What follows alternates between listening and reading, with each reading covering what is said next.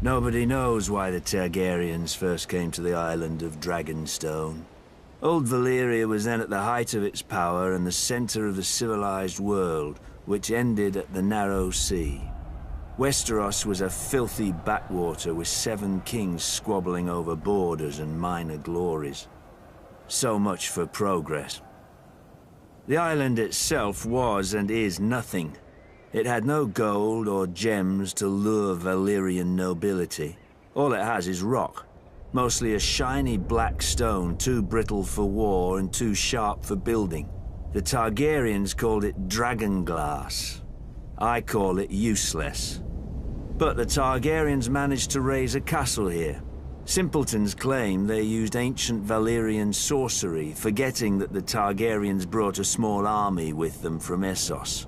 There's no magic in strong backs, though admittedly the castle is unlike any in Westeros. Foreign and strange. If the Targaryens ever regretted their barren outpost and longed for the comforts of home, the doom made their folly permanent. Valyria collapsed into the waves and was no more. To look east was to see the ruin of their homeland, the greatest civilization before or since. But to look west, as Aegon realized, was to see a fertile land ripe for conquest. Perhaps even a new Valyria. Though good for little else, Dragonstone was the perfect staging point for Aegon's invasion of Westeros. The Blackwater Bay granted easy access to the continent. The lands there were disputed by 3 kingdoms, the Reach, the Iron Islands, and the Stormlands. But their capitals were far enough away that none could mount a force before Aegon got a foothold, even if their kings had been able to stop bickering over whose problem he was. Then it was too late. Aegon had chosen his first camp well, with the bay to the east, the river to the south, and open fields to the north and west. His army would be impossible to take by surprise. A perfect site for an invasion, and one day, his capital city, King's Landing.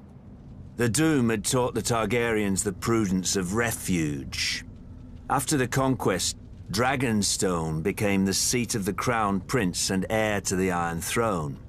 It would serve them well, and me ill, 300 years later after my brother Robert Baratheon rebelled against the Iron Throne and the Lannisters slaughtered the Mad King Aerys and his royal family.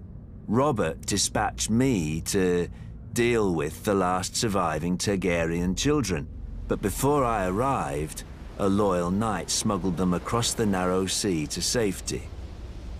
Hatred for the Targaryens blinded Robert. Unjustly, I was blamed, and stripped of our family's castle of Storm's End, and given Dragonstone in its stead. Over the years, whenever I demanded my rights restored, Robert would remind me of the island's royal pedigree and pretend he was doing me honor, as if I were one of his tavern girls to be so easily deceived and dismissed. But Robert is dead, and I, Stannis Baratheon, am the rightful king of Westeros. Let the usurpers and traitors sit on the Iron Throne. From Dragonstone, I will be the dagger at their throat.